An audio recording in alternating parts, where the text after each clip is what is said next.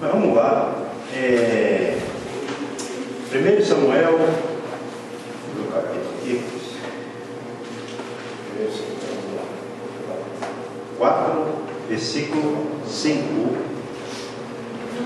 Senhor nosso Deus e Pai, os nossos pecados perdoa-nos nesta noite, em nome de teu Filho amado Jesus Cristo, e usa-me conforme, meu Pai, os teus atos, amados irmãos, que entoaram o cântico de louvor ao Senhor. Agora é o momento da palavra, em nome de Jesus Cristo, que o Senhor possa, meu Pai, usar a minha vida como instrumento para falar a tua palavra como ela é, para que a igreja continue sendo edificada, em nome de Jesus, amém, e graças a Deus. Quem pudesse colocar seus pés, só quem puder. Olha assim, pode ser. Pode ficar sentado. Diz assim, 1 Samuel 4, capítulo 4, versículo 5.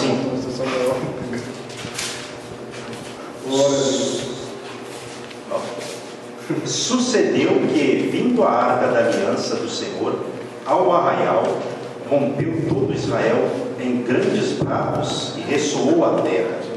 Ouvindo os filisteus a voz do júbilo, disseram: que voz de grande júbilo é esta no arraial dos hebreus? Então souberam que a arca do Senhor era vinda ao arraial. E se atemorizaram os filisteus e disseram: os deuses vieram ao arraial.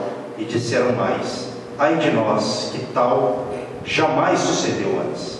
Ai de nós, quem nos livrará das mãos destes grandiosos deuses? São os deuses que feriram aos egípcios com toda sorte de pragas no deserto.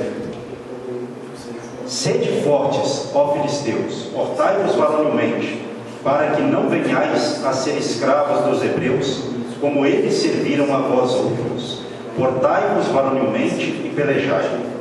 Verso 10. Então pelejaram os filisteus. Israel foi derrotado, e cada um fugiu para a sua tenda. Foi grande a derrota, pois foram mortos de Israel 30.000 homens de pé. Foi tomada a arca de Deus, e mortos os 2 filhos de Eli, Ofni e Finéias. Amém. Podemos assentar.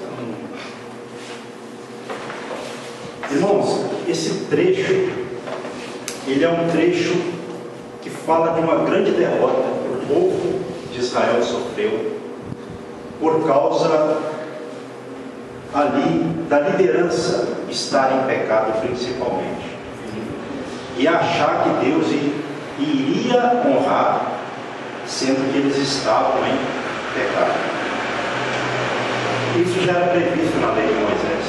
Deus não ia fazer uma coisa dessa, não ia poupar.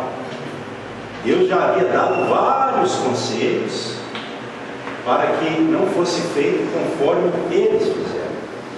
Então, quando a gente analisa esse trecho, a gente observa que foi um erro que muitas pessoas cometem hoje, não é? Mas em que sentido, pastor? As pessoas às vezes estão em pecado, mas achando que vão obter êxito, vitória. Quem eram Ofni e Finéias? Os filhos de Eli. Qual era o ofício deles? Eram sacerdotes. E ele era o sumo sacerdote. Então, aqui não se trata assim de uma situação normal. Eram pessoas que estavam na casa de Deus. Exatamente.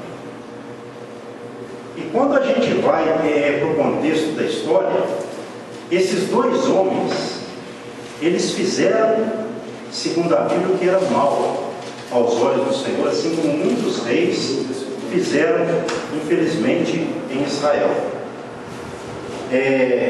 A ponto deles terem sido chamados de filhos de Belial, no verso 12 do capítulo 2.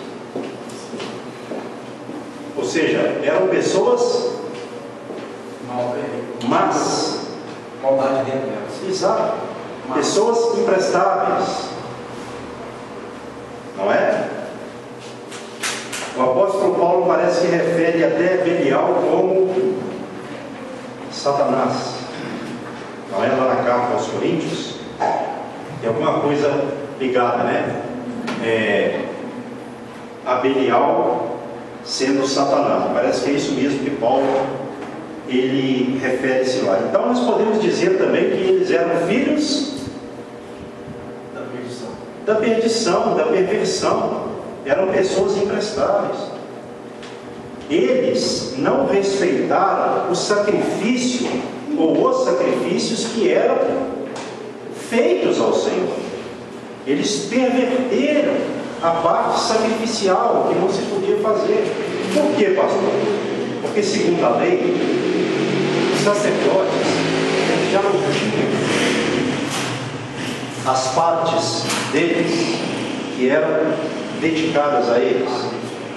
Exatamente. Então Deus fez tudo de uma forma em que não precisasse de ali haver uma ganância, uma avareza.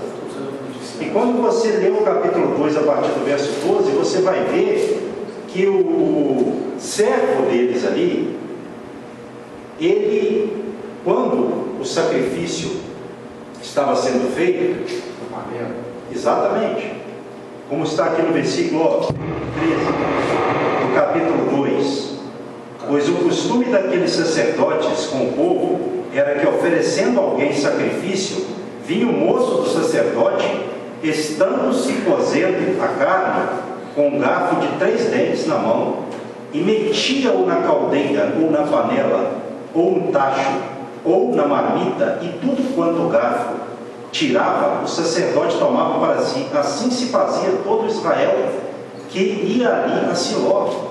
Quer dizer, eles não respeitaram o sacrifício de Deus, mesmo sendo ali sacerdotes. Mas eles acharam que a obra, eles estavam lidando com a obra que o Senhor confiou a eles como se fosse uma coisa particular. E esse é um erro grave, porque a obra não é de homem nenhum, a obra de Deus desde quando começou.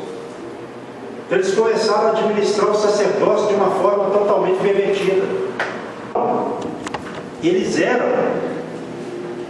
Aqui, apagou? Não pode deixar ligado. Tinha apagado. Entendi. Porque tem hora que essa câmera apaga, porque a gente perde vídeo, né?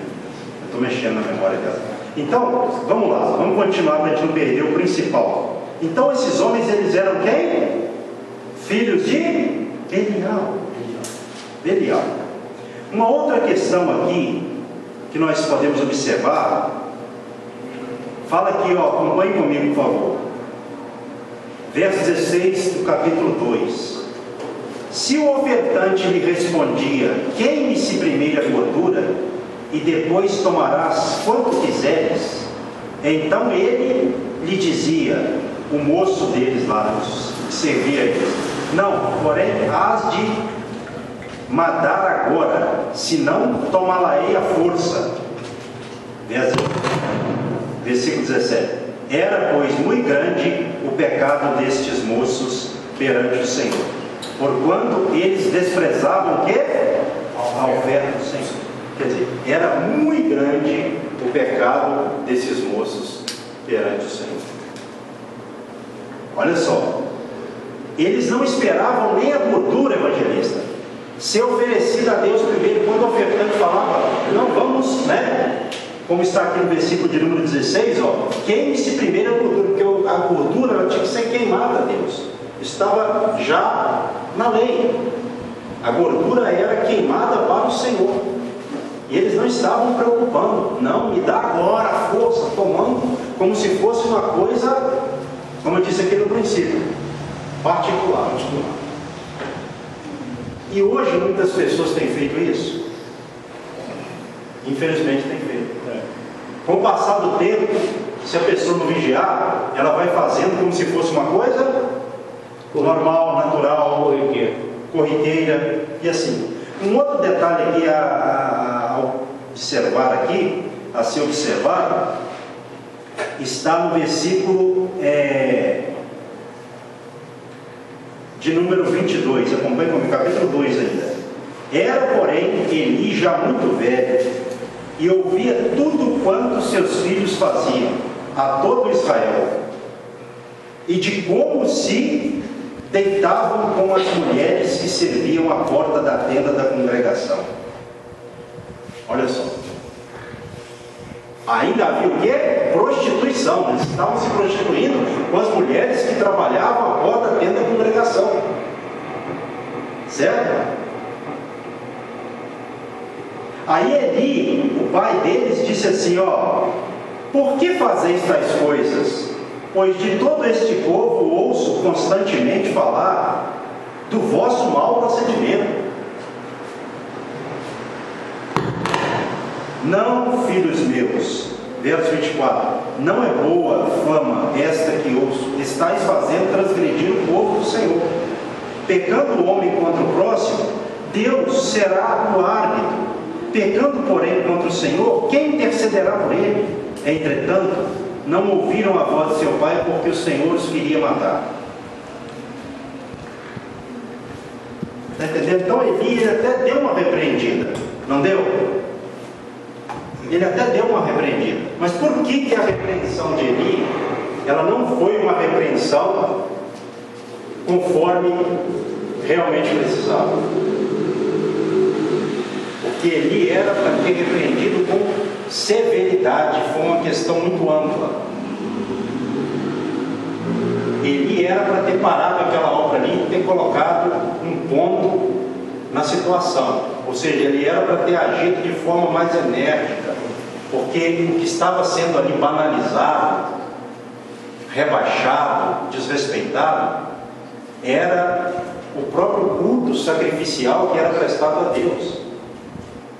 Mas ele deu aquela repreendida, como às vezes nós dizemos, light, né? Sua mão na cabeça. Meio que assim. É até uma coisa complicada, porque a gente vê que ele repreendeu. Porém, no capítulo mesmo 3, diz assim no verso 13, ó: porque já lhe disse que julgarei a sua casa para sempre. Que Deus fala.